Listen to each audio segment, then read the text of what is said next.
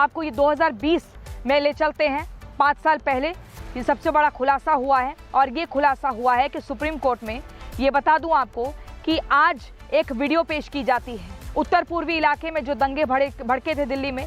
इसकी एक बड़ी, आपको याद होगा कैसे बड़ी भयावह सांप्रदायिक घटना को अंजाम देने की कोशिश की गई थी और सीए यानी कि नागरिकता संशोधन कानून के विरोध में ये हिंसा भड़की थी ताकि लोगों को भड़काया जा सके। पुलिस ने दंगे के आरोपियों को गिरफ्तार कर लिया था, जेल भेज दिया था और तभी से वो आरोपी जेल में हैं।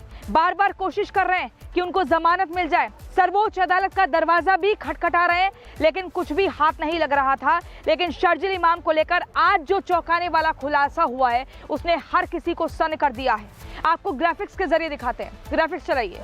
शर्जिल इमाम पर यह सनसनीखेज खुलासा होता है। दिल्ली दंगा सुनियोजित साजिश थी, यानी कि पहले से पूरी तरह से प्री प्लान था कि दिल्ली में दंगा भड़काना है और इसीलिए इसे सुनियोजित साजिश कहा गया। समाज को बांटने का षड्यंत्र था इसके पीछे कि इसमें देश को, समाज को 2 हिस्सों में बांट दिया जाएगा। इसको लेकर भी खुलासा हुआ है। सुप्रीम कोर्ट में बाकायदा पूरा वीडियो दिखाया गया है जो आज हम रिपब्लिक भारत पर आपको बताएंगे। शर्जिल इमाम ने लोगों को लगातार उकसाने का काम किया, लोगों को भड़काने का काम किया, उनके दिमाग में, उनके जहन में जहर घोलने का काम किया गया। असम को भारत से अलग करने की साजिश को लेकर भी एक नैरेटिव फैलाया गया। फिर चिकन नेक से मुस्लिमों का है, ये भी कहा गया। देशव्यापी दंगे की साजिश का पर्दाफाश आज हुआ है दर्शकों। नॉर्थ ईस्ट को भारत से काटने की साजिश की भी लगातार ये जो पूरा एक गैंग है उस फिराक में था।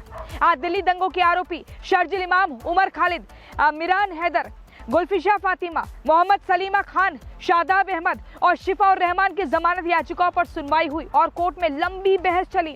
आपको बता दूं, जमानत के विरोध में दिल्ली पुलिस की ओर से एएसजी राजू ने साफ तौर पर कहा कि दंगे अचानक नहीं हुए, ये सब कुछ सुनियोजित तरीके से करवाया गया, इसको भड़काने का प्रयास हुआ, ये सब कुछ एक प्लानिंग के तहत हुआ, एक सुनियोजित तरीके से कार्रवाई हो रही थी। आपको ये भी बता दूं कि सीए अंतर्राष्ट्रीय मीडिया का ध्यान खींचने के लिए सीए की ओर जाए और मुस्लिम लोगों को सहानुभूति मिले, क्योंकि उस वक्त आपको याद होगा दर्शकों, डोनाल्ड ट्रंप भारत के दौरे पर थे और तभी इस दंगे को भड़काने का प्रयास किया गया कि एक विदेशी मेहमान भारत में है तो पूरी विदेशी मीडिया का ध्यान भी इस ओर खींचेगा और मुसलमानों को सहानुभूति मिलेगी। तो ये सब कुछ प्री प्लान टाइमिंग को देखते हुए किया गया।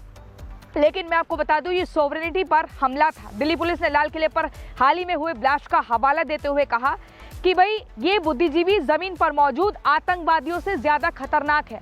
अब आप सोचिए, ये ऐसा क्यों कहा जा रहा है, ये क्यों कोर्ट ने दिल्ली पुलिस की तरफ से ये कहा जब जमानत का विरोध किया गया कि बुद्धिजीवी आतंकवादियों से, जो जमीन पर आतंकवादी होते हैं उनसे ज्यादा खतरनाक हैं, क्योंकि देश के विश्वविद्यालयों में पढ़ते, ये यूनिवर्सिटीज में पढ़ते हैं। आज एक जो वीडियो कोर्ट में जारी की गई उसने बहुत कुछ डिकोड कर दिया है, बहुत कुछ चौंका दिया है, खुलासे कर दिए हैं और बार बार ये कहा जा रहा है कि देश की यूनिवर्सिटीज में ये लोग पढ़ते हैं और वहां पर आतंक का पाठ खुद भी पढ़ते हैं, बाकियों को भी पढ़ाते हैं, उनका ब्रेन वॉश भी करते हैं और इसीलिए इसमें कोई डॉक्टर निकलता है, कोई इंजीनियर निकलता है, तभी इन्हें व्हाइट कॉलर आतंकी मॉड्यूल कहा जाता है, जो देश को बांटने का काम करते हैं और मिलकर काम कर रहे हैं कि सुनियोजित तरीके से कैसे दंगे भड़काए जाए, कैसे धमाका किया जाए और कैसे बाकी और लोगों को पैसों का लालच देकर अपने पाले में लाया जाए।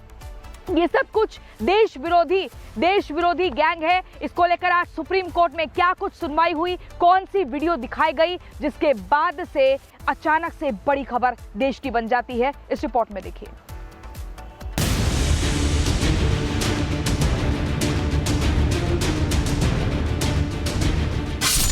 देश की राजधानी दिल्ली को नोचने के लिए गिद्ध मंडरा रहे हैं और इन बुद्धिजीवी गिद्धों में से कोई डॉक्टर है तो कोई इंजीनियर। पढ़े लिखे इन आतंकियों के दिमाग में हर वक्त भारत के टुकड़े करने और भारत को दहलाने की साजिशें चलती रहती हैं। और ये सिर्फ हम नहीं कह रहे हैं, सबूतों के साथ इसका खुलासा देश की सर्वोच्च अदालत में हुआ है। साल 2020 के दिल्ली दंगों की ये तस्वीरें आज भी देश के जहन में जिंदा हैं। दिल्ली दंगों के आरोपी शर्जिल इमाम, उमर खालिद, मिरान हैदर, गुलफिशा फातिमा, मोहम्मद सलीम खान, शादाब अहमद और शिफाउर रहमान जेल में बंद हैं। आरोपी शर्जिल इमाम के खिलाफ जो सबूत आज सुप्रीम कोर्ट में रखे गए उसने देश को सन्न कर दिया।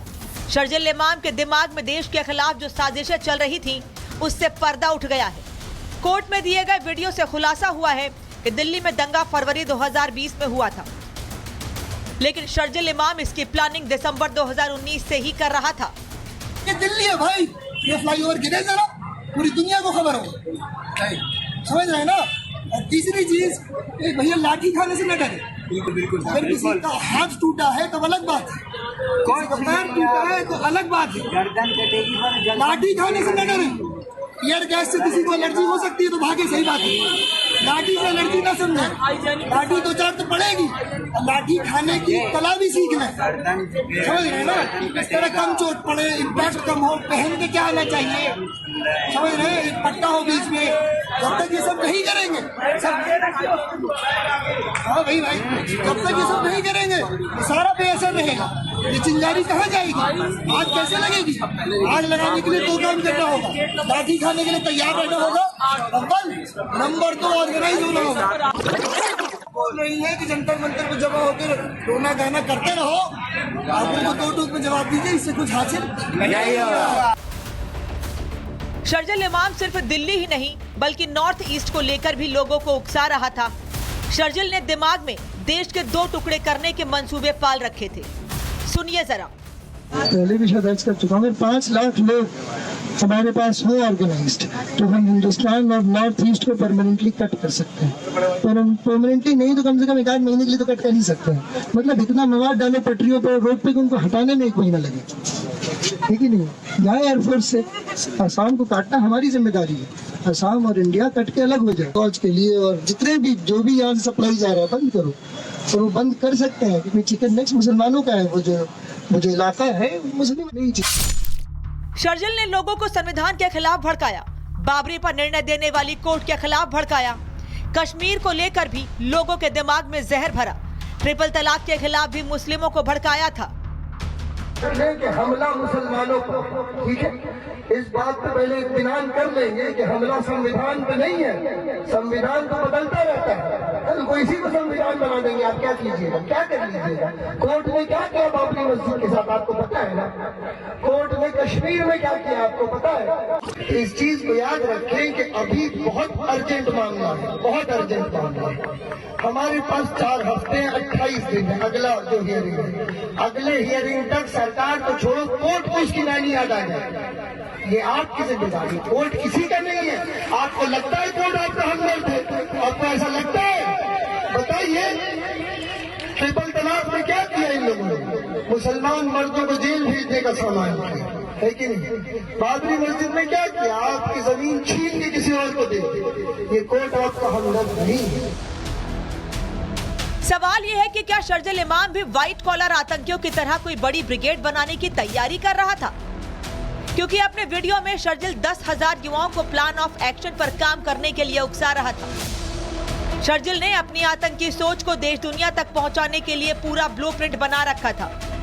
शर्जिल को पता था कि कहां गोली चलाने से कितना बड़ा मैसेज जा सकता है।